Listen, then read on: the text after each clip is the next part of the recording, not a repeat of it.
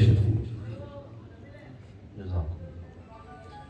بسم اللہ الرحمن الرحیم الحمدللہ رب العالمین والصلاة والسلام علی سید الانبیاء والمرسلین سیدنا و مولانا و ملجأنا و مأوانا و حبیبنا و طبیب قلوبنا سیدنا و مولانا محمد المصطفیٰ وعلی آلہ الطیبین الطاہرین وازواجہ الطاہرات امہات المؤمنین واصحابہ الہادین المہدیین واولیاء امتہ وعلماء ملتہ اجمعین اما بعد فاعوذ باللہ من الشیطان الرجیم بسم اللہ الرحمن الرحیم قال اللہ تبارک و تعالی فی القرآن المجید والفرقان الحمید صبغۃ اللہ ومن احسن من اللہ صبغہ صدق اللہ مولانا العظیم وبلغنا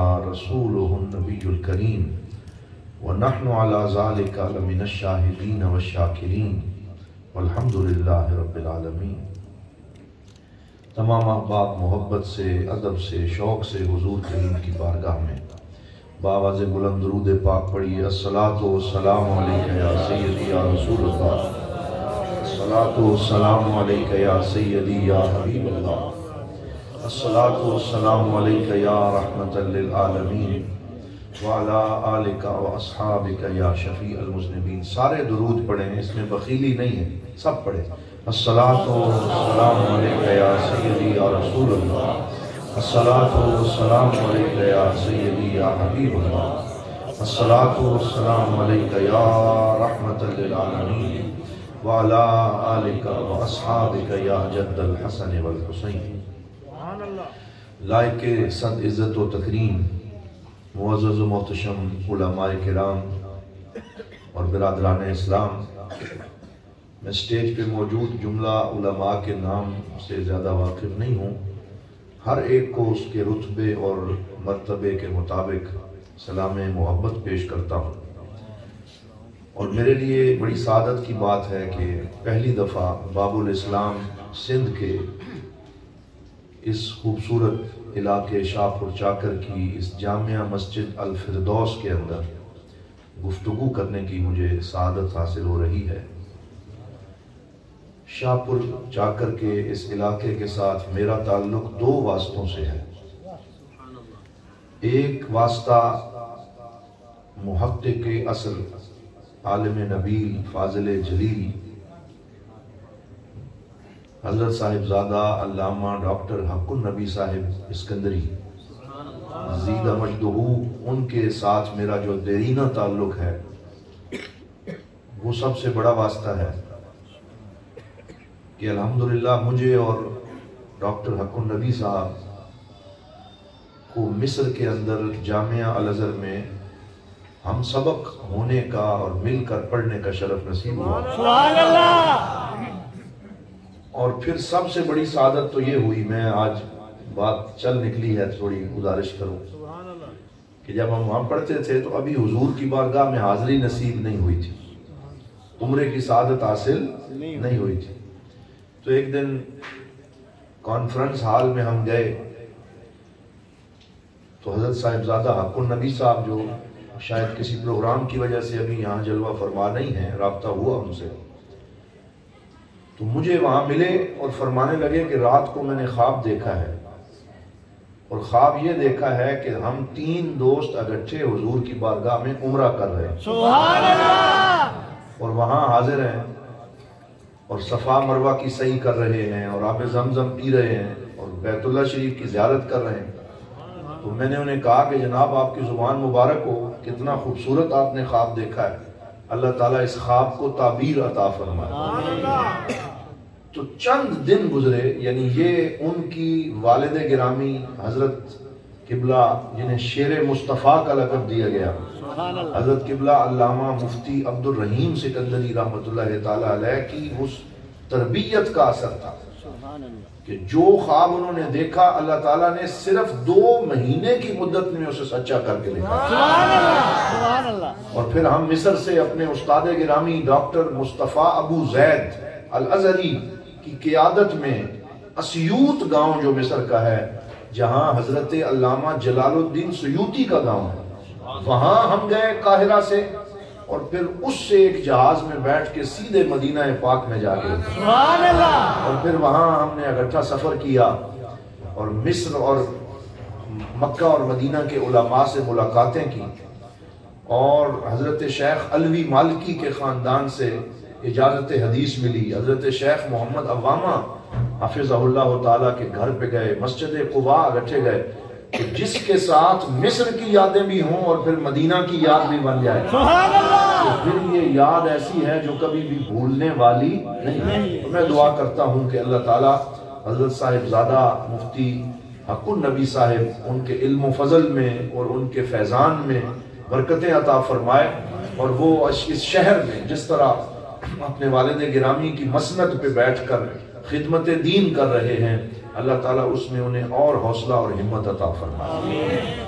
اب دوسری نسبت بھی ذکر کرنا ضروری ہے، اور وہ نسبت تب قائم ہوئی جب ہمارے عزیز محترم محمد اویس رحمت بیٹھے ہیں، یہ جب داخلہ لینے کے لیے بیرا پہنچے اور پھر ہمارے پاس وہاں 4-5 سال تک پڑھتے رہے، اور ان کے شب و روز اور ان کے حسن اخلاق کو ہم نے دیکھا، محنت کو دیکھا، تو ان کی اس محنت اور طبیعت کے اندر یہ نظر آیا کہ شاہ پور چاکر شریف کے رہنے والے لوگ کتنے اچھے لوگ ہوتے ہیں۔ بہت اچھا انہوں نے وقت گزارا، ان کے استاد ان کے حسن اخلاق پہ گواہ ہیں، اور ان کے استاد ان کی اچھی محنت کے اوپر گواہی دیتے ہیں۔ سب نے ان کو دعاؤں سے نوازا، اور پھر اللہ تعالیٰ نے ان کو یہ شرف عطا فرمایا کہ وہاں صرف پڑھا نہیں بلکہ وہاں خطابت کے اندر پہلی پوزیشن بھی حاصل کی، اور پھر اس کے ساتھ ساتھ تنظیمی معاملات میں محنت کی، اور جو ہمارا مجلہ شاہین نکلتا ہے اس میں اردو شعبے کے ایڈیٹر کے طور پہ ذمہ داریاں سر انجام دی، اور اب یہ دارالعلوم محمدیہ غوثیہ بھیرا شریف سے اپنا علمی سفر کا ایک مرحلہ مکمل کرنے کے بعد اب مصر کے سفر پہ روانہ ہو رہے ہیں، جہاں یہ جامعہ الازہر میں تعلیم حاصل کریں گے۔ تو میں تو اس لیے آیا کہ میں ان کو روانہ کروں اور ان کو سلام کروں، اور ان کے والد گرامی محترم رحمت علی صاحب اور ان کے جو تایا اور چچا صاحبان ہیں، نواز صاحب ہیں اور الیاس انجم صاحب ہیں، تو ان تمام کو میں مبارکباد دوں کہ اللہ تعالیٰ نے آپ کے خاندان کو ایک حافظ قرآن بھی عطا فرمایا، ایک عالم دین بھی عطا فرمایا، اور انشاءاللہ ایک الازہری PhD ڈاکٹر بھی عطا فرمایا۔ میں یہ دعا کرتا ہوں کہ یہ سلسلہ شاہ پور چاکر سے اسی طرح جاری رہے۔ علامہ محمد اسد صاحب بیٹھے ہیں جن کا تعلق سانگڑ سے ہے، انہوں نے بھی دارالعلوم محمدیہ غوثیہ بھیرا شریف سے اپنی 9 سالہ تعلیم مکمل کی، اور اب وہ بھی اپنے علم کو مزید نکھارنے اور محنت کرنے کے لیے کوشاں ہیں۔ اللہ تعالی ہماری ان نسبتوں کو سلامت رکھے۔ یہ تو چند تعارفی کلمات تھے، میں نے ضروری سمجھا کہ یہ میں گزارش کروں۔ اب آئیے قرآن حکیم کی جو آیت میں نے تلاوت کی ہے اس حوالے سے، اب وہ کسی نے کہا تھا کہ زبان یار من ترکی و من ترکی نمی دانم، کہ میرے یار کی زبان ترکی ہے اور مجھے ترکی نہیں آتی۔ اب آپ کی زبان سندھی ہے اور میری زبان پنجابی ہے، اور درمیان میں چینل صرف ایک اردو زبان کا ہی بنتا ہے، تو وہ اب اللہ کرے کہ میری یہ زبان آپ کو سمجھ آتی رہے۔ سمجھ آ رہی ہے آپ کو؟ تو میں کوشش کروں گا کہ آسان انداز میں جو میں عرض کر سکوں چند باتیں میں آپ سے گزارش کروں۔ میں نے وہ آیت پڑھی ہے جو میرے شیخ کریم نباز اصل، مفکر اسلام، مفسر قرآن، عاشق رسول حضرت جسٹس پیر محمد کرم شاہ الازہری رحمت اللہ تعالی علیہ ہمیں پڑھ کے سنایا کرتے ہیں، اور ہم نے ان کے کان ان کی زبان سے اور ان کی محفل میں اس آیت کا ترجمہ سنا۔ وہ کہتے تھے صبغۃ اللہ ومن احسن من اللہ صبغہ، کہ لوگوں رنگ تو بڑے بڑے ہیں، کوئی سرخ رنگ ہے، کوئی سبز رنگ ہے، کوئی پیلا رنگ ہے، کوئی نیلا رنگ ہے، بڑے بڑے رنگ لوگوں نے اختیار کیے ہیں۔ کسی نے دنیا کا رنگ چڑھایا، کسی نے مال و دولت کا رنگ چڑھایا، فرمایا تم نے رنگ چڑھانا ہے صبغۃ اللہ تو اللہ کا رنگ چڑھاؤ۔ بولو کون سا رنگ چڑھاؤ؟ اللہ کا رنگ چڑھاؤ۔ اور پھر اللہ خود فرماتا ہے وَمَنْ أَحْسَنُ مِنَ اللَّهِ صِبْغَةً، لوگوں مجھے بتاؤ تو صحیح کہ اللہ کے رنگ سے زیادہ خوبصورت رنگ کس کا ہے؟ فرمایا اگر اپنے اوپر رنگ چڑھانا ہے تو اللہ کا رنگ چڑھاؤ، اور اللہ کا رنگ وہ ہے جو محمد الرسول اللہ کا رنگ ہے۔ اللہ کے رنگ میں اور محمد الرسول اللہ کے رنگ میں کوئی فرق نہیں ہے۔ جو محمدی رنگ ہے وہی خدائی رنگ ہے، اور جو خدائی رنگ ہے وہی محمدی رنگ ہے۔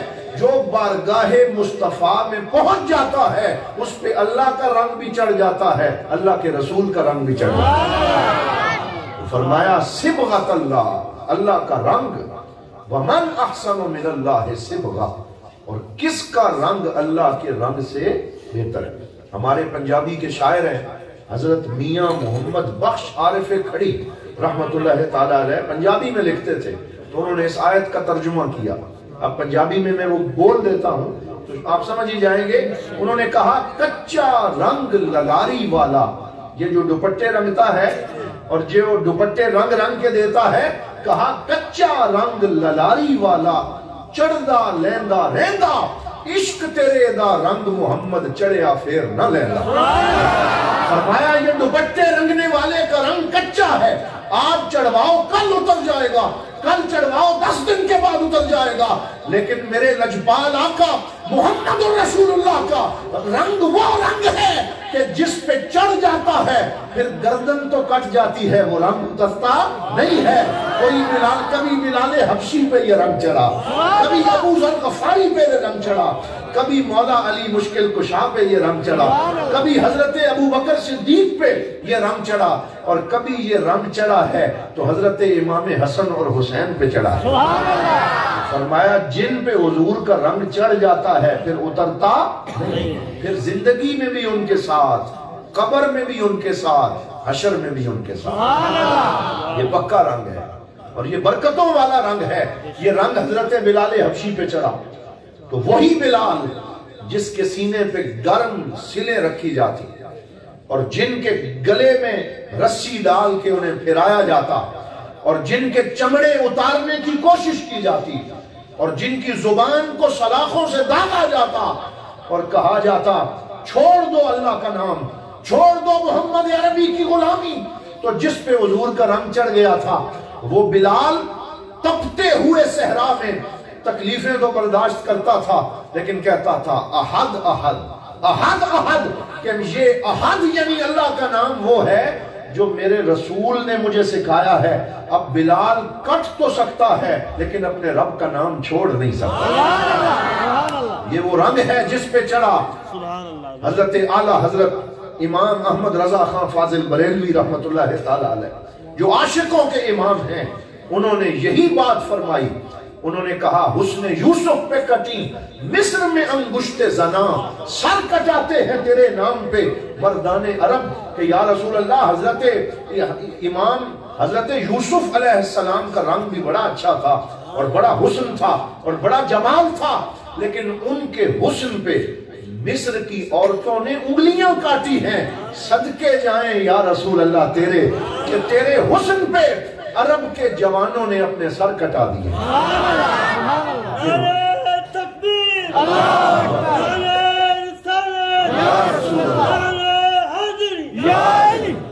تو یہ حضور کا رنگ ہے اور میں یہی آپ سے کہنا چاہتا ہوں، آؤ کوشش کریں جو زندگی تھوڑی سی باقی ہے اس میں ہمیں بھی حضور کا رنگ نصیب ہو جائے۔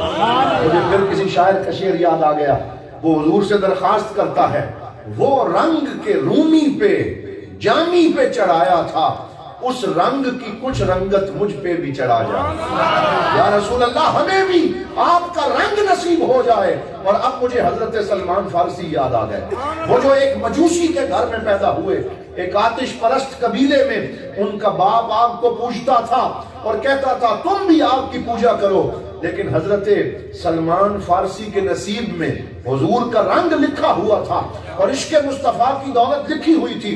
وہ ایران سے چلے اور حق کی تلاش میں شام پہنچے، ایک عیسائی کے گھر میں نوکری کر لی جو عالم تھا، جو پادری تھا۔ اسے کہا مجھے اللہ کا نام سکھاؤ، مجھے حقیقت کی پہچان کراؤ۔ 5 سال تک اس پادری کے برتن دھوتے رہے اور اس کے جوتے سیدھے کرتے رہے کہ شاید اللہ کا راستہ مل جائے، شاید اللہ کا رنگ نصیب ہو جائے۔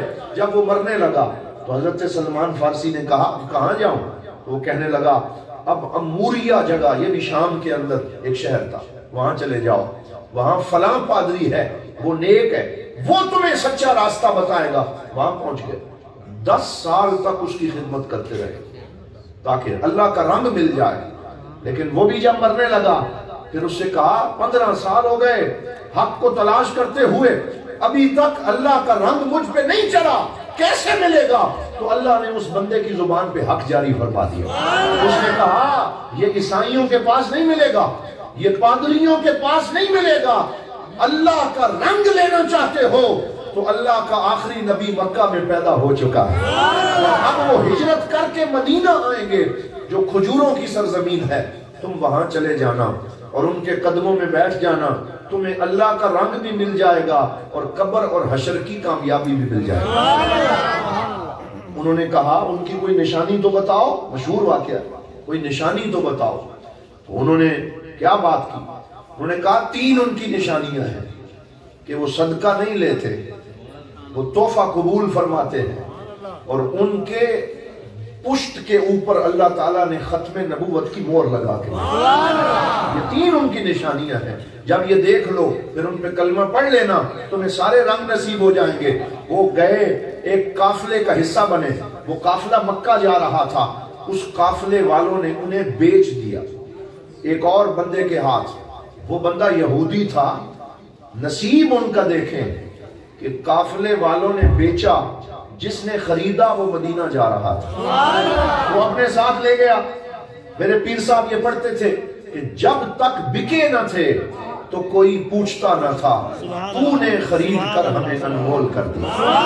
یا رسول اللہ جب آپ کے غلام بنے ہیں انمول ہو گئے ہیں، پہلے گلیوں میں ٹھوکریں کھاتے تھے، جب سے آپ کی غلامی ملی ہے اللہ تعالیٰ نے دونوں جہان کی عزتیں اور سرفرازیاں عطا کی۔ بک گئے اور بکتے ہوئے ایک یہودی نے خریدا اور وہاں جا کے اپنے باغ میں نوکر رکھ لیا، ان کھجوروں کو پانی دیا کرو، یہاں پہ تم رکھوالی کیا کرو۔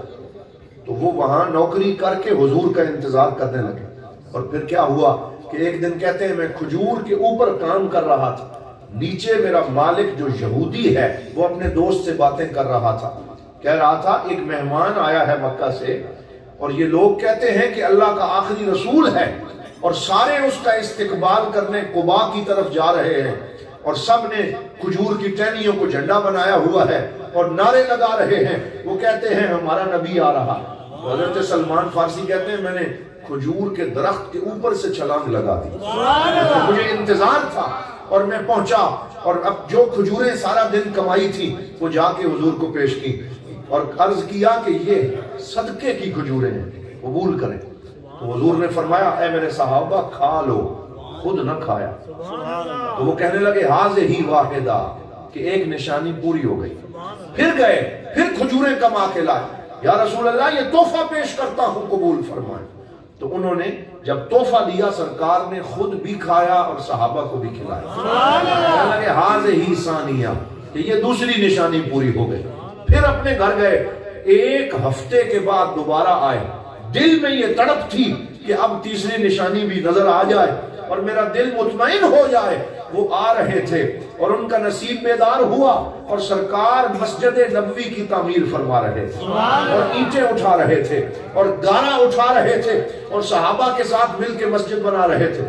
جب دور سے حضرت سلمان فارسی کو آتے ہوئے دیکھا، یہ ہمارا عقیدہ بیان ہو رہا ہے، لوگ کہتے ہیں حضور کو پتہ نہیں یا دیوار کے پیچھے نہیں جانتے، کیسی باتیں کرتے ہیں؟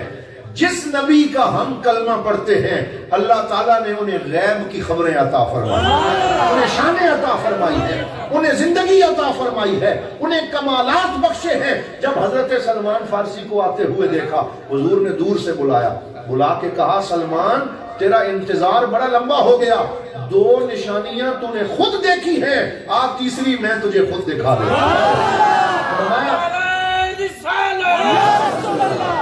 فرمایا تیسری میں تجھے خود دکھا دکھاتا ہوں. بلایا, بلا کے اپنی قمیض مبارک اٹھائی, فرمایا دیکھ لو جو دیکھنا ہے.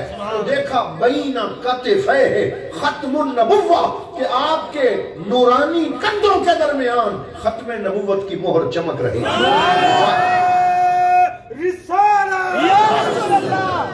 تو وہ میں نے دیکھی. کہتے ہیں پھر میں نے اس کو چوما, صدقے جائیں ان کے نصیب پر, میں نے اس کو چوما, حضور کے جسم اقدس کو چوما, سرکار کے قدموں میں گر گیا. حضور نے فرمایا ہوگا اے سلمان تجھے مبارک ہو کہ تجھ پہ محمد کا رنگ چڑھ گیا ہے, تجھ پہ اللہ کا رنگ چڑھ گیا ہے. صبغۃ اللہ ومن احسن من اللہ صبغہ, اللہ کے رنگ سے بہتر کس کا رنگ ہو سکتا ہے. اب میں یہاں جو بات آپ سے کرنا چاہتا ہوں, دین ہمارے اوپر حضور کا رنگ چڑھانا چاہتا ہے, اللہ ہمارے اوپر محمدی رنگ چڑھانا چاہتا ہے. ہم نے اپنے اپنے رنگ بنا لیے ہیں.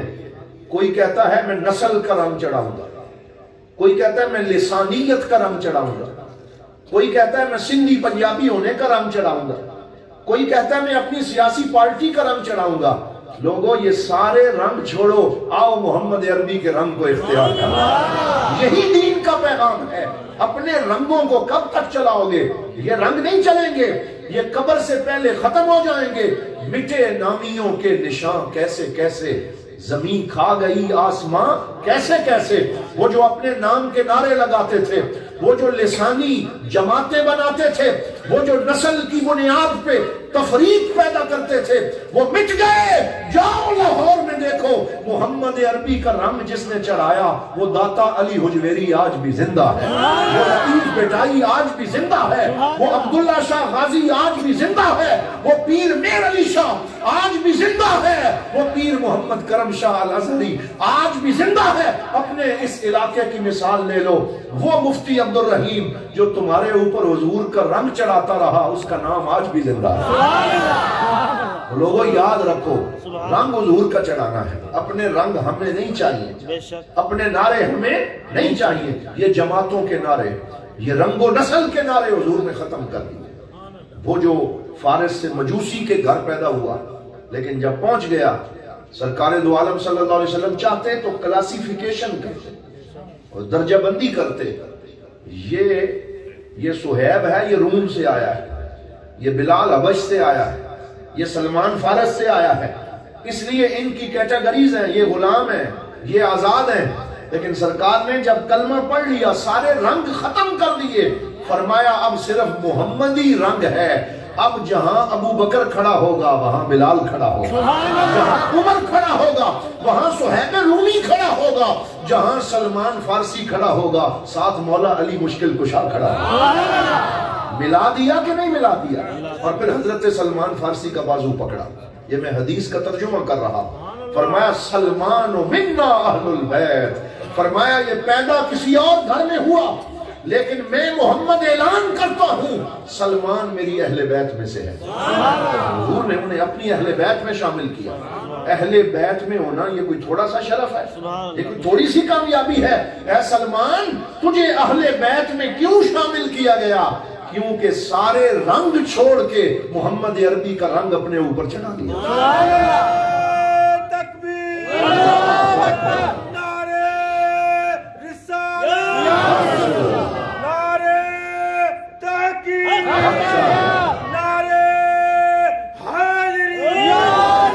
تو یہ بات بہت ضروری جو میں نے آپ سے کی ہے.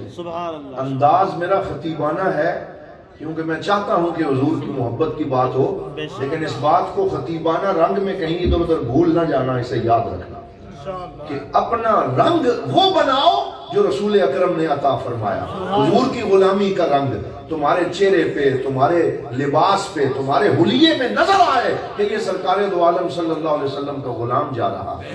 پھر حضور کا رنگ چڑھے گا نا, پھر سرکار دو عالم صلی اللہ علیہ وسلم کی غلامی کا مزہ اور اس کا لطف نصیب ہو جائے گا. ایک اور بات میں یہاں عرض کرنا چاہتا ہوں.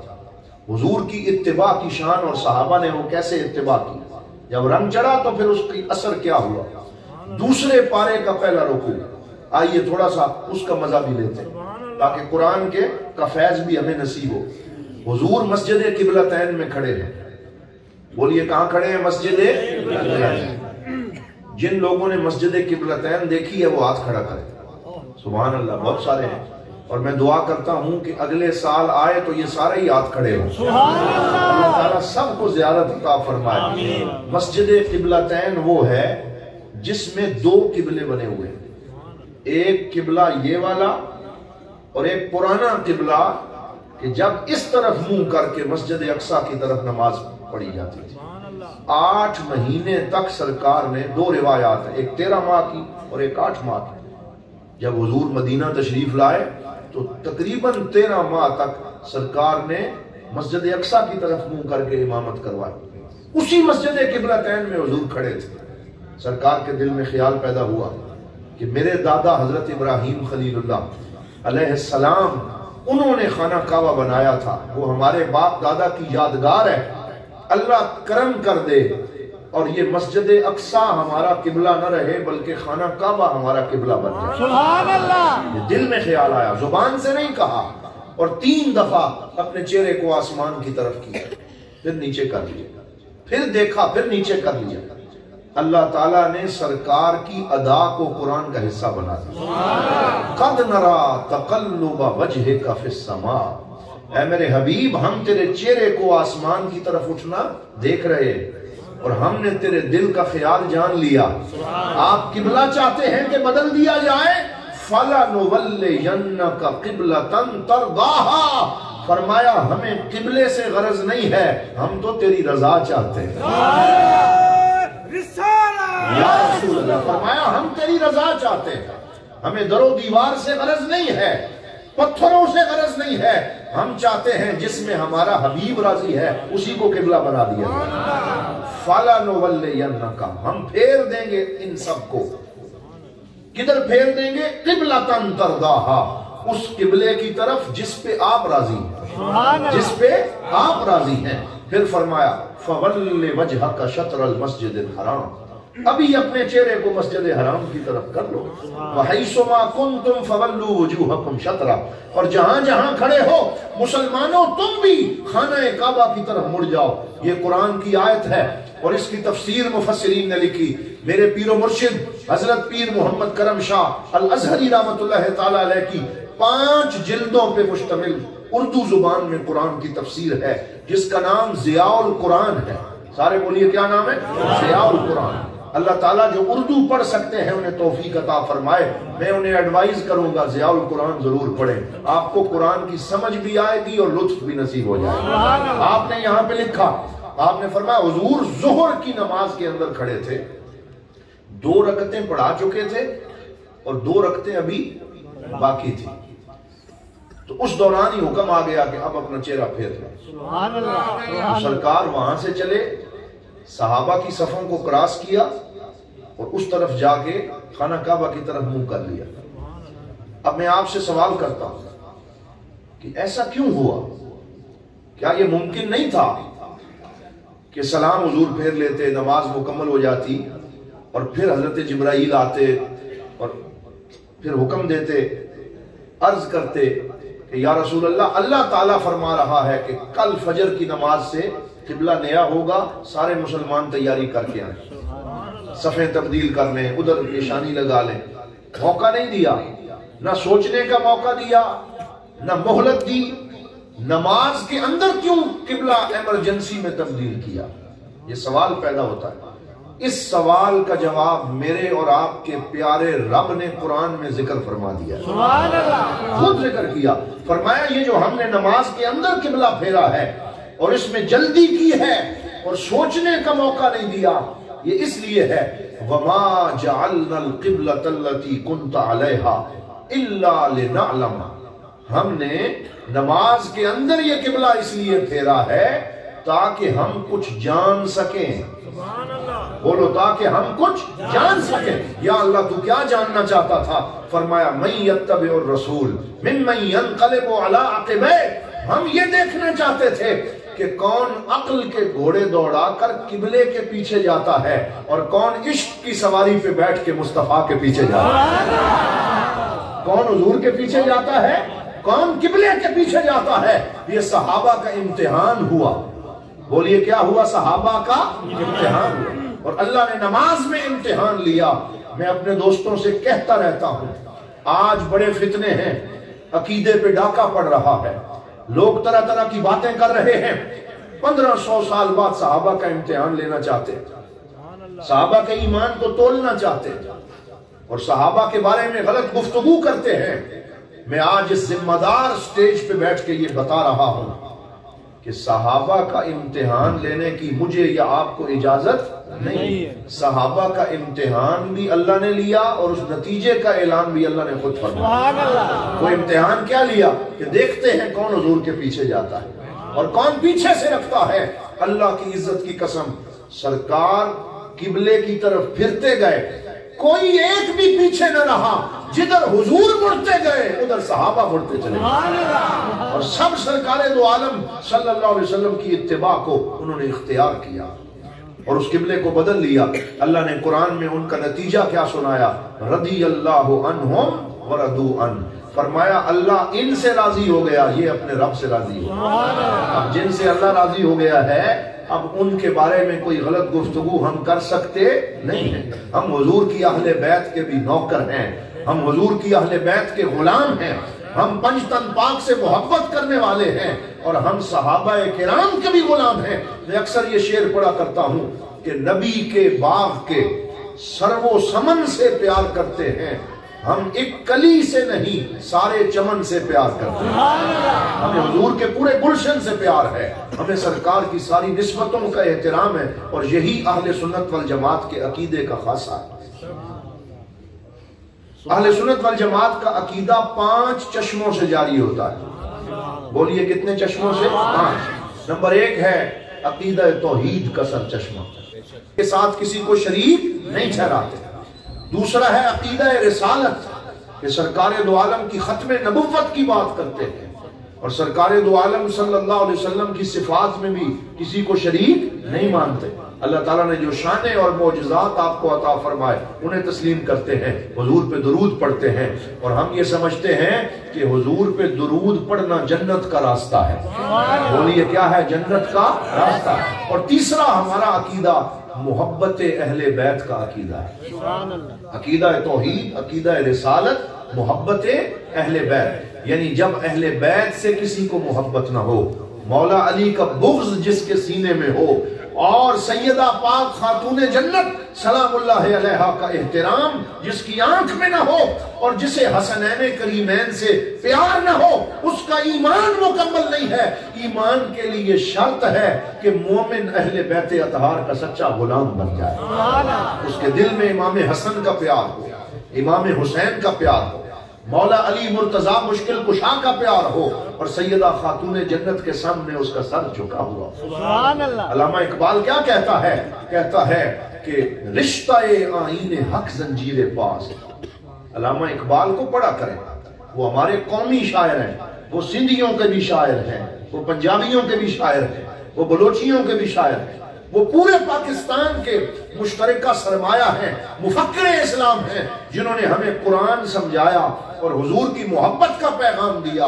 کی محمد سے وفا تو نے تو ہم تیرے ہیں، یہ جہاں چیز ہے کیا لوح و قلم تیرے ہیں۔ علامہ اقبال سچے عاشق رسول تھے اور ہمارے پیر صاحب، ہمارے استاد ہمیں اکثر کہا کرتے تھے اگر دین کو سمجھنا چاہتے ہو تو کلندر لاہوری حکیم الامت عاشق رسول علامہ محمد اقبال کو پڑھ لیا کرے۔ تو اقبال کہتا ہے رشتہ آئین حق زنجیر پاس، کہ میرے پیروں میں شریعت کی زنجیر ہے، پاسے فرمانے جناب مصطفیٰ، اور مجھے حضور کے فرمان کا پاس ہے اور مجھے حضور کے فرمان اور حکم کا خیال ہے۔ اگر یہ نہ ہوتا ورنہ گردے تربتش گردید میں سجدہ بر خاک او پاشید میں، اگر مجھے شریعت کا لحاظ نہ ہوتا تو سیدہ پاک کا جو مقام ہے میں ان کی قبر کو سجدہ کرتا اور ان کے روزے کا طواف کرتا۔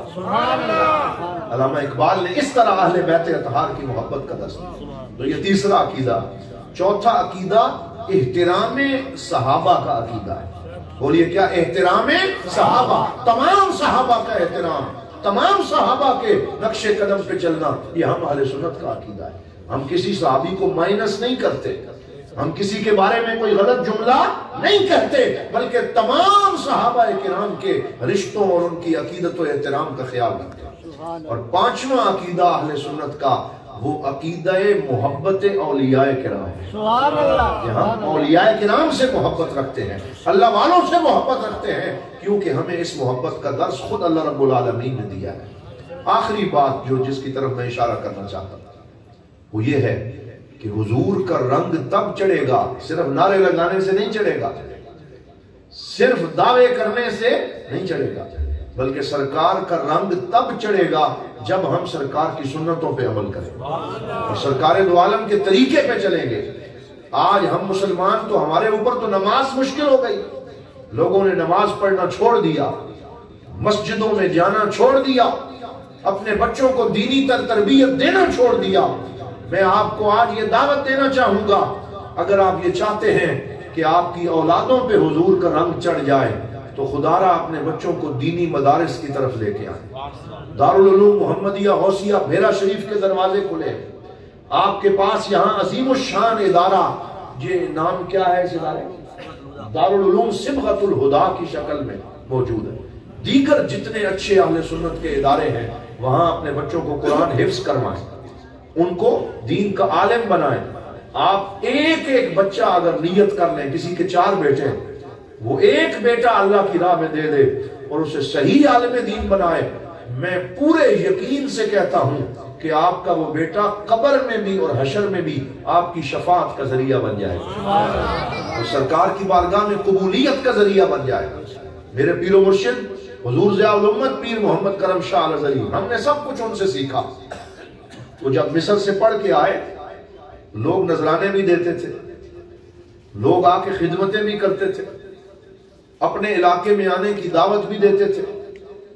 تو پیر صاحب نے فرمایا مجھے پیسے نہیں چاہیے، مجھے گائے نہ دو، مجھے بھینس نہ دو، مجھے بکریاں نہ دو، آپ کو کیا چاہیے؟ پیر صاحب فرماتے مجھے اپنا ایک بیٹا دے دو۔ آپ کیا کریں گے؟ فرمایا میں اسے اپنے نبی کا سچا غلام بنا کے تمہیں واپس کروں۔ یہ کام ہے کرنے والا کہ اپنا ایک بیٹا اللہ کی راہ میں نکالو۔ آج کیسی زندگی ہے، کسی کے 6 بیٹے ہیں، کسی کے 5 ہیں، لیکن وہ قبر میں اتر جاتا ہے، انہیں نبی کا نام نہیں سکھاتا، انہیں کلمہ نہیں سکھاتا، انہیں قرآن پڑھنا نہیں سکھاتا۔ ایسے بد نصیب بھی ہیں کہ ان کا جنازہ رکھا ہوا ہوتا ہے اور بیٹے کو نماز جنازہ کی دعائیں پڑھنی نہیں آتی، وہ دور کھڑا ہوتا ہے، نہ اسے وضو سکھایا، نہ اسے استنجا سکھایا، نہ اسے دین کے مسائل سکھائے۔ اب قبر میں تجھ سے سوال نہیں ہوگا کہ تو اپنی اولاد کو میرا نام بتایا کہ نہیں بتایا، حضور کی محبت سکھائی ہے یا نہیں سکھائی۔ لوگوں دنیا یہیں پہ رہ جائے گی، کوئی چیز ساتھ نہیں لے کے جانی، یا حضور کی محبت ساتھ جائے گی یا اللہ کی اطاعت ساتھ جائے گی۔ تو اس لیے اپنے بیٹوں کو دین کی طرف لے کے آئیں، دین کے راستے پہ چلائیں، یہ آپ کی قبر کو روشن کرنے کا سامان بن جائے گا۔ اور پھر حضور صلی اللہ علیہ وآلہ وسلم کی اطاعت تمام زندگی کے شعبوں میں کرنے کی کوشش کریں۔ ایک بہت بڑا شعبہ جس میں ہم ناکامی کا شکار ہیں وہ اپنے رشتہ داروں سے حسن سلوک نہ کرنا ہے۔ ہم کہتے تو ہیں کہ ہم حضور کے غلام ہیں، لیکن یاد رکھیں ہمارے لجپال آقا سب مل کے کہہ دیں صلی اللہ علیہ وآلہ وسلم، سرکار دو عالم کی سیرت کا سب سے بڑا کمال یہ تھا کہ آپ نے کسی رشتہ دار کو ناراض نہیں کیا، تمام رشتہ داروں سے حسن سلوک کیا، ان کی خدمت کی۔ آج ہم حضور صلی اللہ علیہ وآلہ وسلم، حضور نبی رحمت صلی اللہ علیہ وآلہ وسلم کی بات تو کرتے ہیں، لیکن بہت سے لوگ ایسے ہیں جن کے گھروں میں کسی کا سگا بھائی ناراض ہے، کسی کا ماموں ناراض، کسی کی خالہ ناراض، اور وہ راضی کرنے کی کوشش بھی نہیں کرتے۔ نفرتیں بڑھتی جا رہی ہیں، خلیج عائر ہو رہی ہے، شادی غمی کے علاوہ ملتے ہی نہیں ہیں، اور مل بھی لیں تو آپس میں گفتگو نہیں کرتے۔ سرکار نے فرمایا جو رشتے توڑنے والا ہے وہ جنت میں داخل نہیں ہوگا، اور دوسری طرف فرمایا جو رشتے جوڑتا ہے، جو ناراضگی نہیں کرتا، اللہ اسے 2 انعام دیتا ہے۔ کون سے؟ فرمایا ایک اس کی عمر لمبی ہوتی ہے، اور دوسرا اس کا رزق زیادہ کر دیا جاتا ہے۔ ایک واقعہ اس پہ یاد آ گیا، اگر آپ اجازت دیں تو میں سنا دوں۔ حضور نبی رحمت صلی اللہ علیہ وسلم معاف کرتے تھے، دشمنوں کو بھی معاف کیا، ہم اپنوں کو معاف کرنے کے لیے تیار کیوں نہیں ہوتے؟ سرکار دو عالم صلی اللہ علیہ وسلم جب مکہ فتح کرنے کے لیے آئے تو آپ صلی اللہ علیہ وسلم جس اونٹنی پہ سوار تھے، آپ کی دستار مبارک اونٹنی کی گردن سے لگ رہی تھی، جھکے ہوئے تھے، آنکھوں سے آنسو جاری تھے، بدلہ نہیں لیا، انتقام نہیں لیا، کسی کو برا بھلا نہیں کہا، بلکہ فرمایا مکہ میں جتنے لوگ ہیں ان سب کے لیے عام معافی کا اعلان کرتا ہوں۔ معاف کیا یا نہیں کیا؟ اور وہ عثمان بن طلحہ جو خانہ کعبہ کا چابی بردار تھا اور جو خانہ کعبہ کا دروازہ کھولتا اور بند کرتا تھا، اور جسے حضور نے کہا تھا مجھے اندر جا کے 2 نفل پڑھنے دو، اس نے کہا میں آپ کو اندر نہیں جانے دوں گا، آپ نے نیا دین لے کے آ گئے، ہمارا دین چھوڑ دیا، ہم آپ کو اندر نہیں جانے دیں۔ تو حضور نے اسے فرمایا ایک دن آئے گا خانہ کعبہ کی چابی میرے ہاتھ میں ہوگی، جسے چاہوں اسے عطا کروں۔ وہ کہنے لگا جناب کوئی نہیں، ایسا دن کوئی نہیں آنا، خوش فہمی میں مبتلا تھا۔ 14 سال کے بعد حضور کا قول سچ ہوا، اور سرکار جب مکہ فتح کر کے خانہ کعبہ کے دروازے پہ پہنچے تو اتنا بڑا تالا لگا تھا، تو فرمایا وہ عثمان بن طلحہ کدھر ہے، ذرا اسے بلا کے لاؤ۔ بلایا گیا اور پکڑ کے حضرت عمر نے حضور کے سامنے کھڑا کیا، کہہ دو صلی اللہ علیہ وسلم، اور کہا حضور یہ حاضر ہے، یہ آپ کو اندر نہیں جانے دیتا تھا۔ بڑے جلالی تھے حضرت عمر، آج اس سے پوچھیں یا اسے میرے حوالے کریں۔ تو حضور نے فرمایا اے عثمان بن طلحہ بتا میں تیرے ساتھ کیا سلوک کرنے والا ہوں۔ اس کے منہ سے نکل گیا انت کریم وابن اخ کریم، یا رسول اللہ آپ سخی ہیں، آپ سخیوں کی اولاد ہیں۔ حضور صلی اللہ علیہ وسلم نے وہ خانہ کعبہ کی چابی اپنے ہاتھ میں لے کر عثمان بن طلحہ کو پکڑائی اور فرمایا صرف تجھے نہیں دیتا، قیامت تک آنے والی تیری نسلوں کو عطا، اب یہ تیرے خاندان میں رہے گی، کوئی تجھ سے لے نہیں سکے گا، کیونکہ تو میرا دشمن ہی بنا رہا، لیکن تو نے خانہ کعبہ کی ڈیوٹی دی ہے، تو نے اس کا دروازہ کھولا، بند کیا، خدمت کی، اور جس نے خانہ کعبہ کی خدمت کی میں اس کی ڈیوٹی کا اسے یہ انعام دوں گا کہ اب یہ چابی تیرے پاس ہی رہے گی۔ سرکار تو ہر بندے کو معاف کرتے رہے، ہم اپنے بھائی کو معاف نہیں کرتے، ہم رشتہ دار کو معاف نہیں کرتے۔ خدا را اپنے رویے میں تبدیلی لائیں، اپنے رشتہ داروں کے ساتھ اس نے سلوک کریں۔ آج یہاں شاہپور چاکر پریس کلب میں نے ایک بات کی تو دوستوں نے چٹ پہ لکھا کہ اس کو دوبارہ دہرا دیا جائے، تو وہ بھی میں عرض کر دیتا ہوں آخر میں کہ ہمارے ہاں یہ جو پاکستان میں جو مسئلہ ہمارے ساتھ بنا ہے دینی تعلیم کے اعتبار سے، وہ یہ ہے کہ 1857 میں جو جنگ آزادی لڑی گئی اس میں انگریز نے چن چن کے ہمارے علماء کو شہید کیا، درختوں سے پھانسیاں لگائیں، حتیٰ کہ یہ جس کو استریاں اور یہ پریس کہا جاتا ہے یہ گرم کر کے ان کے وجود سے لگائی جاتی اور ایسے ان کو تکلیف دی جاتی تھی۔ کالا پانی ایک جگہ وہاں بھیج دیا، ظلم کیے، مدارس کو بند کر دیا، پھر علم کو تقسیم کر دیا، مدارس کو مسجدوں کے اندر محدود کر دیا کہ تم ٹوٹی ہوئی صفوں پہ بیٹھ کے اور پھوڑوں پہ بیٹھ کے قرآن پڑھاؤ، اور کالج اور یونیورسٹیاں بڑے بڑے بنائے اور اس میں دینی تعلیم کو منع کر دیا۔ تو انگریز نے دین اور دنیا کی تعلیم کو تقسیم کیا۔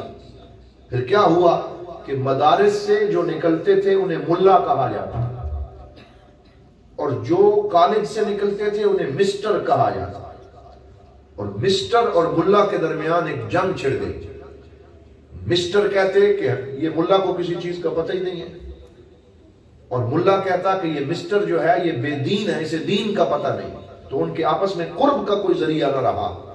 حالانکہ اسلام نے دین اور دنیا کی کوئی تقسیم ہو رہی ہے، دین اور دنیا کی کوئی تقسیم نہیں۔ اسلام کہتا ہے ایک مسلمان کو قرآن بھی پڑھنا چاہیے، پولیٹیکل سائنس بھی پڑھنی چاہیے، ریاضی بھی پڑھنی چاہیے، اور ہر جدید علم مسلمان کو پڑھنا چاہیے۔ یہ تقسیم ہم نے کر دی ہے، یہ اسلام نے نہیں کی۔ حضور صلی اللہ علیہ وسلم نے ہر علم سیکھنے کا حکم دیا۔ یہ انگریز نے سازش کی کہ کچھ مسٹر بن گئے، کچھ ملا بن گئے۔ جب ہمارے پیر محمد کرم شاہ الازہری رحمۃ اللہ تعالی علیہ مصر سے پڑھ کے آئے تو آپ نے جب پاکستان میں 1957 میں یعنی پوری ایک صدی کے بعد 1957 में ये देखा कि यहाँ पर तो मसला बना हुआ है, कोई मिस्टर है, कोई मुल्ला है, तो आपने इस दूरी को खत्म करने के लिए और इन्हें आपस में करीब करने के लिए एक नया निसाब तालीम आपने बनाया और दारुल उलूम मोहम्मदिया गौसिया बेरा शरीफ में उसको लागू किया, जिसमें कुरानी तालीम के साथ साथ जदीद तालीम पढ़ानी शुरू की कि आलिम दीन अंग्रेजी जुबान भी पढ़ेगा, ये पॉलिटिकल साइंस भी पढ़ेगा और ये मुआशियात भी पढ़ेगा, ताकि एक ऐसा आलिम दीन तैयार हो कि जो पार्लियामेंट में खड़ा हो के बात भी कर सके, जो अंग्रेजों को भी हुजूर का दीन बता सके और हर जुबान के अंदर दीन की खिदमत कर सके। तो जिस दिन से आपने ये इदारा बनाया, अब पाकिस्तान के जिस गांव में, जिस शहर में आप चले जाएं, वहां ऐसे उलमा मौजूद हैं कि जो दीनी तालीम भी जानते हैं और दुनियावी तालीम भी जानते हैं। हमें ऐसे उलमा की जरूरत है कि जिनके पास दीनी तालीम भी हो, दुनियावी तालीम भी हो, जिनकी दोनों आंखें रोशन हो। गाड़ी एक पहिए से नहीं चलती, बल्कि उसके लिए ये दोनों पहिए होना जरूरी है कि दीन भी आता हो, दुनिया भी आती हो। हमें ऐसे उलमा की जरूरत है और उसके लिए ऐसे मदारिस कायम करने की जरूरत है जहां दीनी तालीम के साथ साथ जदीद तालीम भी दी जाए। अल्लाह ताला हमें इसकी हिम्मत अता फरमाए और आप अहबाब को मुस्तकबिल में ऐसी कोशिशें करने की तौफीक अता फरमाए। मैंने आपका बहुत सा वक्त लिया, आखिर में उसी आयत की तरफ फिर आता हूँ, सिबगतल्लाह व मन अहसनु मिनल्लाहि सिबगा, अल्लाह का रंग और अल्लाह के रंग से बेहतर किसका रंग है। आओ दुआ करें अल्लाह ताला हमें इस जिंदगी में अपना और अपने हबीब का रंग अता फरमाए और हुजूर सल्लल्लाहु अलैहि वसल्लम की सच्ची गुलामी अता फरमाए और अल्लाह रब्बुल इज्जत हमारे इस ताल्लुक को दीन की बुनियाद पे हमेशा बहाल रखे। व आखिरु दावाना अनिल हम्दुलिल्लाहि रब्बिल आलमीन। Tive o salatu salam de nome será por um pouco. Subhanallah, subhanallah.